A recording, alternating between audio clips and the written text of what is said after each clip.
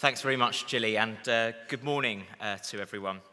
And to continue to use the helpful metaphor, the tree of learning, I am struck by the relevance it has as a student, examining the condition, health, or state of the tree, representing our education system, but also as a student, anticipating where future growth may lie, and which bits of the tree needs to be nurtured most to ensure that parts of the tree don't indeed die off.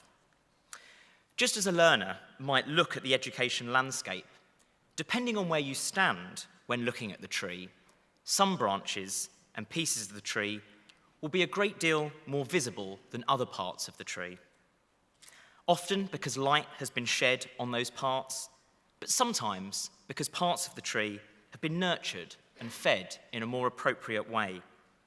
And the same can be said about various strands of education from a learner's perspective.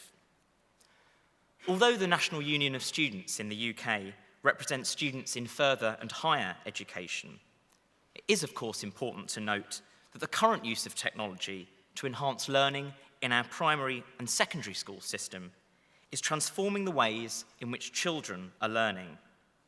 There is a real move towards embedding the use of technology in the curriculum, and this should be welcomed, not just because a technological world is what the children of today are being brought up with, but because these are critical skills for the future and is a fair expectation of the school children of today. This is, of course, a school generation who have been born and brought up with the internet and now Web 2.0. And we should consider whether the comprehensive and embedded experience of our school learners are getting is something our further and higher education institutions are prepared and indeed set up for, both from a technological perspective and also whether the staff in our higher education institutions have the skills to be able to meet the needs of our future generations of technologically conversant students. And if not, what are we doing to meet these future challenges? Indeed, as I turn to the branch which represents higher education, I am struck by what would seemingly be an unhealthy foundation.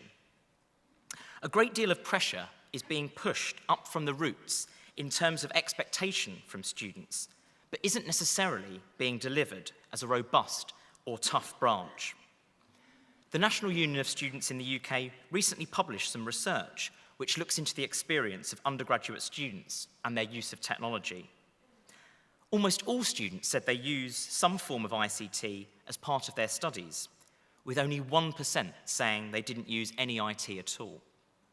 Within this, 96% of students said that they use the internet for their studies, and just under 3/4, 71%, said they used a virtual learning environment. Indeed, in the qualitative work we did, awareness and understanding of VLEs was extremely high, with most students demonstrating a high level of awareness of a number of features of the VLE. Amongst these features, lecturer-uploaded content was the most used by students, but perhaps a reflection of some of the constraints that are placed around the existing use of our VLEs. At a basic level, downloadable lecture notes provided students with an easily accessible resource to obtain any lost lecture notes or revisit content to remind themselves of the lectures during revision. Beyond this, extra content added by lecturers was praised for its ability to help them deepen their understanding of the taught information, the content itself varying from links to articles through to quizzes and exercises.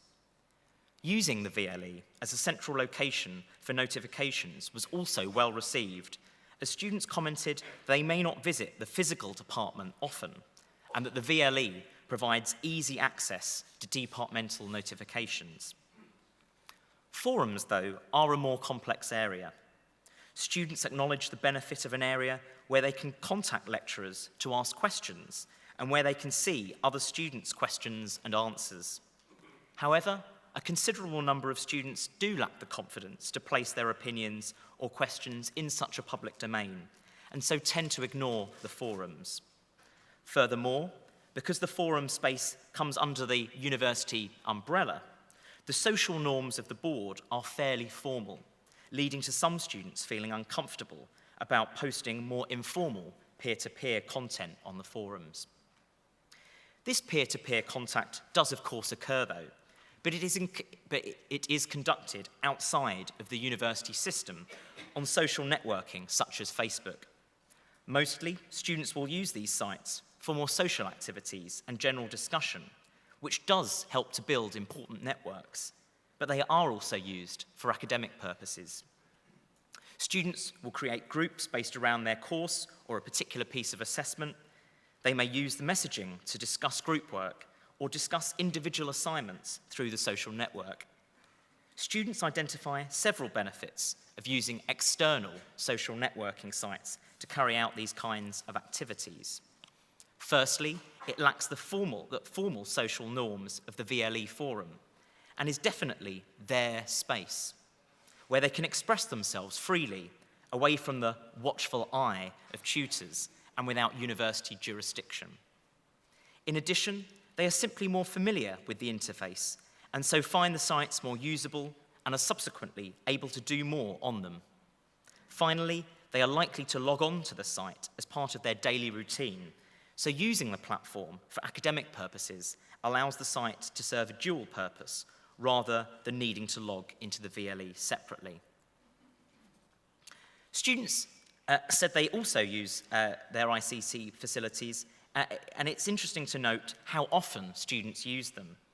Nearly 70% of students said that they use the internet daily as part of their routine and part of their studies, and 45% said they use the VLE daily. This indicates that for most students, ICT is an integral part of their studies, and indeed on many courses, the VLE is an essential information source.